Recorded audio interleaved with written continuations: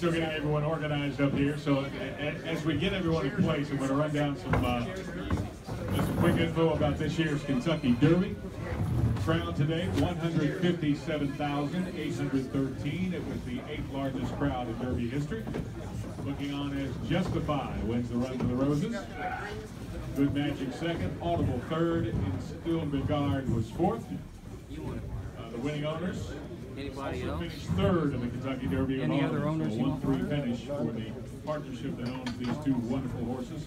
Lone Star Farm, China Horse Club, Starlight Racing, Figures. and Plains Partners. Also, Head of Plains, Saul Kuhlman is back again. He was here yesterday with the Kentucky Oaks winner. And by my count, Saul Kuhlman now becomes the first owner to win, hang on, I'm not there yet. Let's not get too anxious here. The first owner since Calumet Farm in 1952 to own both the winners of the Kentucky Oaks and the Kentucky Derby in the same year. That was Real Delight and Hillgale in '52. And now with Monomoy Girl, and of course today with Justify winning both of those races. Trainer Bob Baffert, who we'll introduce formally in a second, now with his 5th Kentucky Derby victory.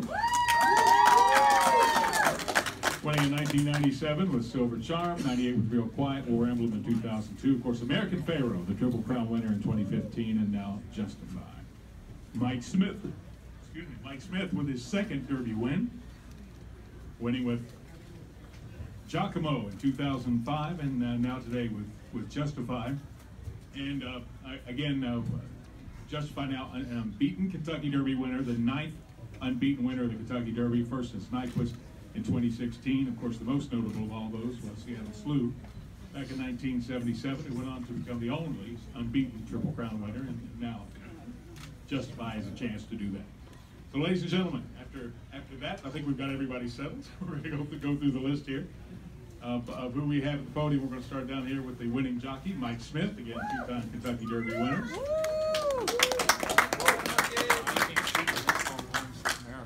Two more seats down, Bob Baffert, the Kentucky Derby winning trainer.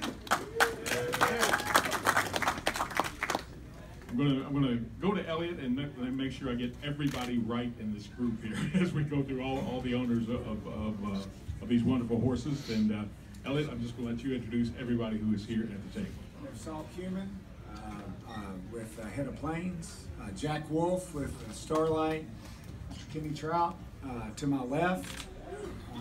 You know Mr. Baffert, Alan Chastney, he's with China Horse Club, and Mr. T.O.L. King with the China Horse Club.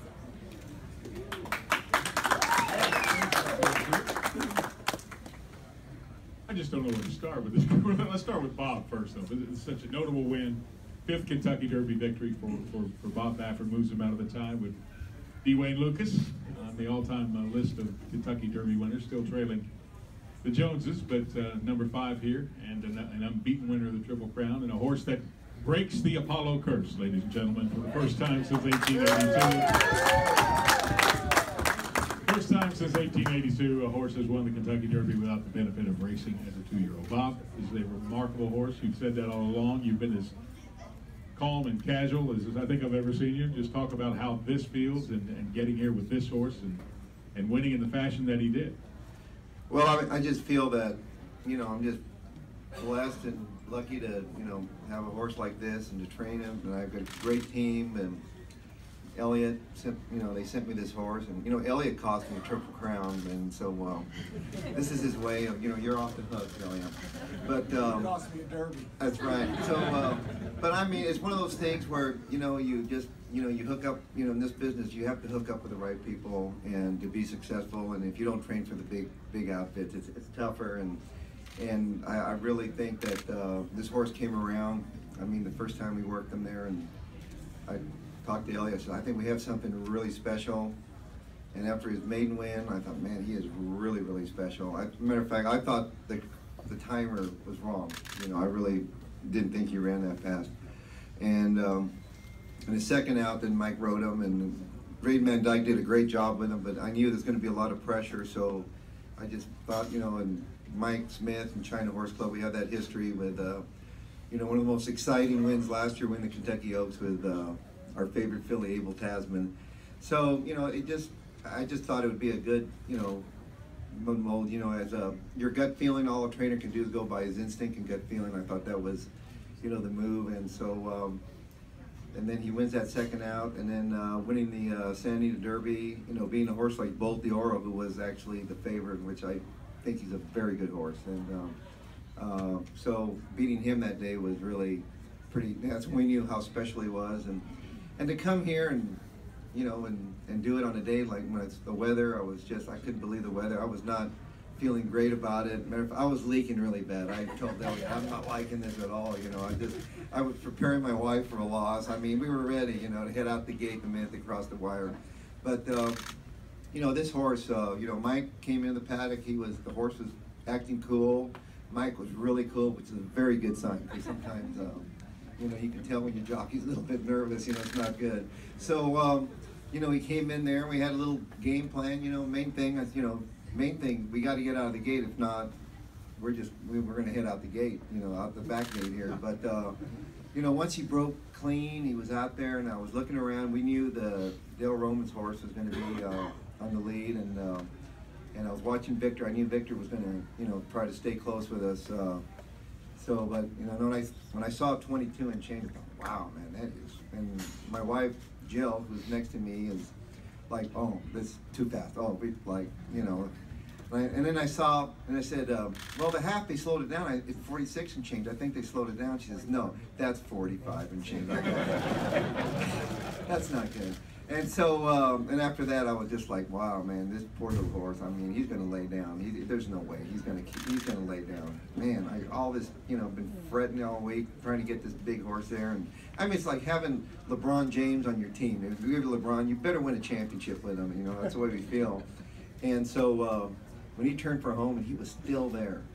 But then I was thinking a little bit like Mike Smith, Bodie Meister, well, you know, I don't know. All right, Mike, you did it to me again, you know. So, but the 8th bull, and you could tell, here we had, you know, I said, who's that coming? You know, it was good management. Wow, he's a good horse, man. There's good. You know, this is the toughest bunch that I've ever been involved with. There's some really good horses in there, and they are, and I'm like, oh, and like. And then that last 100 yards, you know, I knew that last 8 he was going to win, and I was just in awe of the performance. I mean, that's the best, you know, Kentucky Derby winning performance that I've brought up here, you know, and so, I mean, he just did it, you know, he just put himself up there with the greats, you know, and it was, you know, it takes a horse, you know, like American Pharoah, you know, is like, you know, we know what he was capable, but he showed me that. You know, we were talking about, I didn't want to say it, you know, like, hey, I don't want to jinx myself, but I knew I had something really special, but, you know, he had to prove it today. I mean, the curse thing really didn't bother me. I was just worried about us, you know, just make sure that we did everything right, we shipped right. You know, Jimmy Barnes, all my team, the gal, boy, everybody was in sync, everybody stayed focused, and you know, we've been lucky enough to have these good horses, and so we know what we need to do. When we get a good horse, we know we need, and then because that's why we're entrusted with these good horses with China Horse Club and jumping in, and so because it's incredible, because you know the highs are highs, you know, and I was having a tough week. If anybody was watching my horses run here, I was stinking the place up. Matter of fact, Jill's father wanted to know if he forgot to put deodorant on. Did you put deodorant on? Because you guys stunk it up. But it was yesterday. It was just, you know, watching Abel get beat was just torture, you know.